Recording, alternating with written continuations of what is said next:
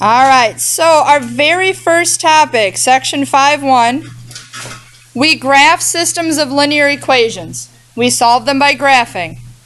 Just a couple refreshers for you. If I talk about a system of equations, for our purposes, is two linear equations. It can be more. It could be two or more, but for our purposes, it's going to be two. The first thing I want to look at and refresh you on is how do we check a solution? Okay, so whether we graph, substitution, or elimination, I want to refresh on how we check it. I want to make sure all of you, when you take your test later next week, that you know how to check your answers to make sure that you're right before you move on. So if we have, in our first example, I have two equations there, and we have, I'm just going to look at number one. Just going to look at number one. Does the point 0, 4 make either equation true? We want to substitute in and find out. Most of you are okay with this at this point. But I want to make sure that everybody's okay with this.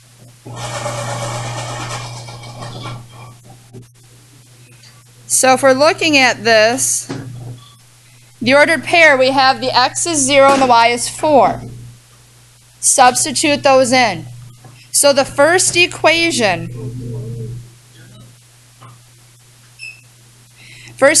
I have y equals negative 2x.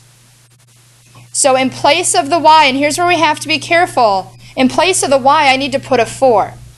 I don't just put the first number from the ordered pair in for the first variable I see, it has to match. So in place of the y, I need to put a 4, and in place of the x, I need to put a 0. Okay? So what happens when I have negative 2 times 0? I get 0. So when I go to check that first equation, I get 4 equals 0. Does that work? Does that make sense? That doesn't make sense. So 0, 4 doesn't make the first equation true. If it doesn't make the first equation true, do I need to go on and check the second? Or do I know there's something wrong? I know there's something wrong. If it doesn't work in the first equation, it doesn't matter if it works in the second. In order for it to be a solution, it has to make both equations true. So 0, 4 is not a solution. It's not going to work. So what I want you to do at this time, just take a couple minutes, try out 2 and 3. See if either of those points would be a solution to our system. All right, guys, so what are we finding out? The second one is not a solution, and the third one is. All right, so in our second one, x is 2 and y is 5. So we have 5 equals negative 2 times 2. 5 doesn't equal negative 4. If you just wanted the extra practice, you could put it in the second equation as well. If you look at the second equation, it works. It works in the second equation for number 2, but it doesn't work in the first. In order for this ordered pair to be a solution, those x and y values have to make both equations true. In order to be a solution, we have to make both equations true. So in number 3, let's check it out. I like to label my ordered pairs. I'm seeing more and more of you do that as I walk around. That just helps me to make sure I don't accidentally put negative 1 in for the y. The y comes first in both equations, but y comes second in the ordered pair. So we get 2 equals 2. That one checks. And then my y is 2. My x is negative 1. I get 2 equals 2. So both check. So number 4 says, what point is the solution? negative 1, 2. is my solution. Negative 1, 2 is my solution. Okay? So I know the big idea today is we're going to solve by graphing, but I just wanted to take some time and make sure that we reviewed how to check to make sure the point I come up with is a solution. Okay, we can all graph lines, and I myself, I can graph lines wrong. I can graph both of my lines wrong and still come up with an intersection point. Doesn't mean it's the right one. So that is just a refresher on how we check. So let's take a look and let's get a nice review of our graphing piece. We want to plot both equations in the same coordinate plane below. Just a little refresher, folks. What form are both of these equations in? Standard. Because that seems to be the tough part for some of us when we're graphing. Once you know what form you have, you guys rock at graphing. Once you know what form you have. I have y all by itself, so which form do I have? Y equals mx plus Y equals, yep, mx plus b. We've got slope-intercept form. The m is my slope, and the b is the y-intercept. I really want to stress that y part. So we need to plot both equations. I'm going to take this first one, and I really like this first equation because this was the type that I noticed people struggled with a little bit when we did some practice graphing last week. Because what's missing in y equals negative 2x? What's missing? the intercept. The y-intercept. There's no b. Okay, and I can't just take negative 2 and make it my m and my b. That doesn't work so hot. So if b is missing, what could I put in its place? A 0. If I add 0 onto negative 2x, I still just have negative 2x. That's all right. So I have, my slope is negative 2. We like our slope to be fractions. How can I move for a slope of negative 2? What are the possibilities? Down 2. Or up. And then I have to go right 1. Or I can go up 2 and to the left 1. Remember, one of the directions is negative. If I make both directions negative, what sign does my slope now have? Positive. Now has a positive slope. So that doesn't work so hot. So I got to keep it negative. My intercept, we just tacked it on there. We said it was missing. So we put a 0 on there. So 0, I can't really get that goofed up if I put it on the x or the y-axis. 0 is right in the middle. I can't get that one backwards. So now our suggested movements are down 2 and right 1. Or we can go up 2 and left 1. Now we know from working with systems last week that we're looking for the intersection point. We know that from last week.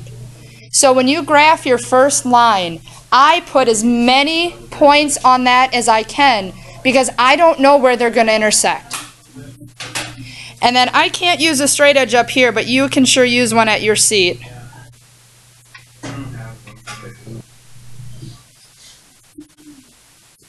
Since we're looking for an intersection point, you want to do as best as you can to make that perfect straight line. All right, the second one, anyone? The second one, I'm going to go ahead and do red. So the second one is y equals x plus 3. And I wanted to make sure I did one like this also, because it looks like there's no number in front of the x. So some people got stuck on a graph like, or an equation like this last week. Looks like there's nothing in front of the x, but what's really there? There's really a 1. All right, so my slope is 1, and we like our slope to be fractions, so we put it over 1. If you have, and this is a great time, I know when we did graphing last trimester, we always talked about being able to move 2 different ways for our slope. Here's where it really pays off for us. because we're trying to get our two lines to intersect. So I know for positive slope, you guys all know to go up and right. That I do not doubt you at all. What's my other possible movement? Because what if up and right doesn't make my two lines intersect? Down and left. Down and left. Wait, what that be? Down one, left one. My intercept is at 3. So I go up 1, 2, 3. Make sure, ladies and gentlemen, that you are on the y-axis when you plot your y-intercept. Just saw a handful of people last week putting them on the x-axis, so be careful. Y-intercept, y-axis. And then we move for our slope. Here's a perfect case in point. If I go up and right, I'm moving away from the first equation. So I don't want to move away from that first line. I want to go towards it. So here's a great case in point where I need to go down and left. When I go down and left, now I intersect. As soon as your two lines intersect, you don't have to keep putting points on your graph. That's okay. So then at what point do they intersect? -1, 2. So just a reminder, because I know when some of you were doing these last week, you would graph, and you could give me two perfectly graphed lines. They're like, here you go, Miss Golly, I'm done with that question. I need the actual solution. So an ordered pair that makes a linear equation true is called a solution. The point that the two lines intersect is the solution. To solve a system of linear equations, the ordered pair must work for both equations. Has to work in both. And we already tested that up in number 3 on this page. So we've already talked about how we go back and check. Because like I said earlier, guys, I could have graphed both of these lines wrong. And they're probably going to intersect at some point. So if I don't make sure that my point works, I might be thinking, great, I just nailed that question, and I might be completely wrong on it. So make sure you check, okay? And most of you out there, I know you're very confident with graphing, just make sure you check. All right, so go to the flip side for me. Go to the flip side for me. What I have in the box at the top is just a little rundown for you. The steps for solving a system using graphing. It says put the equations in slope-intercept or standard form. Standard form is the one that I want to make sure I highlighted today. We highlighted slope-intercept form on the front. Standard form, guys, remember, that's where your x and y are on the same side. If you have standard form, and we're going to see an example like that, we're going to see a few of those today. If you have standard form, that's when we find the x and y intercepts. I know when a lot of you were graphing, as soon as I said, hey, x and y are on the same side, find your intercepts, a lot of you are like, oh yeah. Or I drew that little T-chart and you're like, oh yeah. I know all of you out there sitting in this room rocked graphing in standard form when we did our graphing unit last trimester. I know you all did. It was the front side of your test. I don't know if I had a single person miss an intercept question. So now we just have to make that connection from that to here. Graph each equation, find your intersection point, and then make sure it works. That's the verify piece. Okay?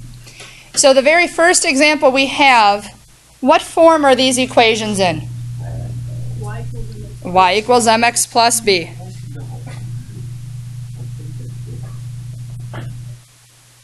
And we just refreshed that on the other side.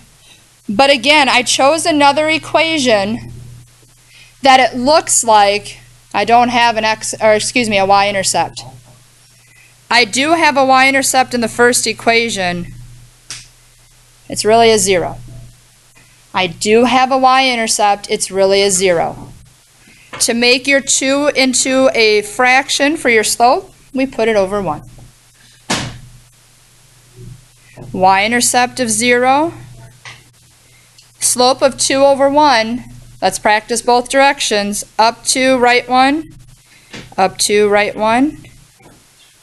When I graph that first line,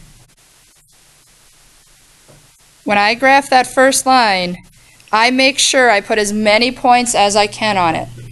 So then I don't have to try to guess later at my intersection point, or if I made my line quite straight enough.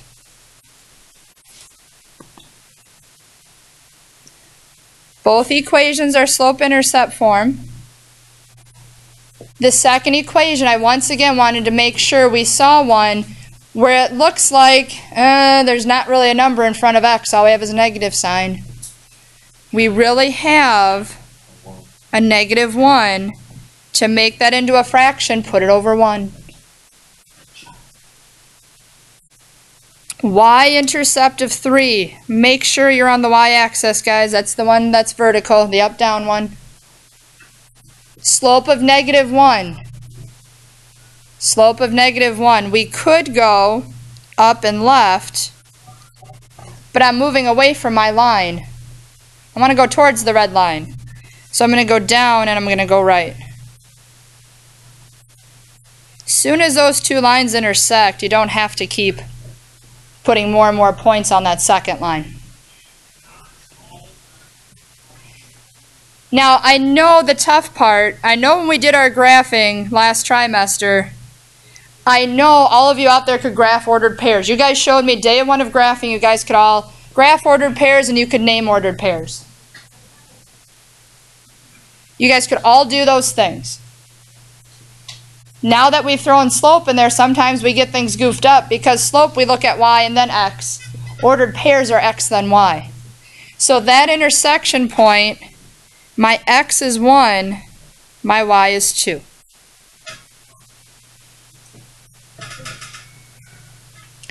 If it says to verify, all that means is check your solution. Does it work? So if we have the first equation, y equals 2x, put a 2 in for y and a 1 in for x. 2 equals 2, first one checks. Second equation, 2 in for y, 1 in for x. 2 equals 2, we check.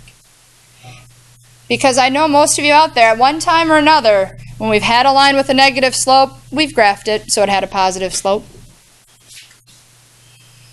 My lines would still intersect eventually. Just wouldn't be the right point. So make sure, double check, because if you check your intersection point and it doesn't work, you might be able to go back and catch that you accidentally graphed a positive slope and it should have been a negative slope. Okay? All right, before I turn you loose to try a few on your own, I want to look at the second example. Because the first equation in the second example, I have x and y on the same side. X and y are on the same side, so this equation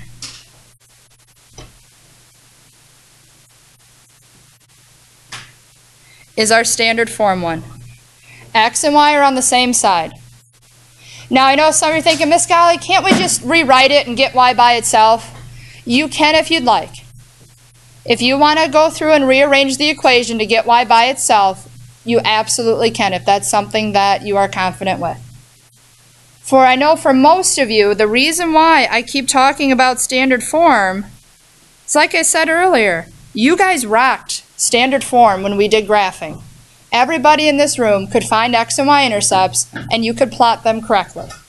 That's why I want to make sure we go back and revisit that.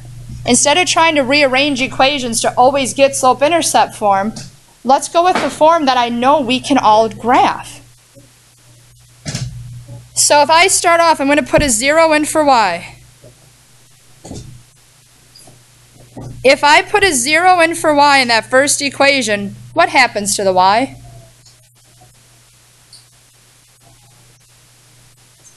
It's gone, yeah. If I put a 0 in for y in that first equation, the y's gone. Now I'm left with negative 2x equals negative 4.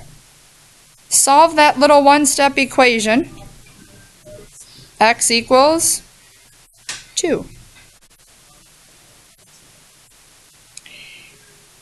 If I put a 0 in for x, that whole term's gone.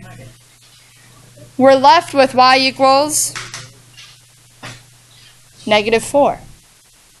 If I put a 0 in for x, that negative 2x, that's gone. I'm left with y equals negative 4. This little chart that I make, the reason I make it is so then I just have 2 points to plot. I go 2 on the x, 0 on the y. I go 0 on the x, negative 4 on the y. If you want to, and I saw some of you doing this last week, if you want more points, find the slope between the two you have and make another point. So if I start at that bottom point, I go up 1, 2, 3, 4, and I go right 2. I can go up 1, 2, 3, 4 again, and right 2. I can do that. I can make that movement. And then again, try to draw your line as straight as you can. Try to draw your line as straight as you possibly can on there. Second equation is in slope-intercept form. Slope is 1. My intercept is at negative 2. So negative 2 on the y. And then my slope, up 1 and right 1, that's what we want this time, so we move towards that blue line.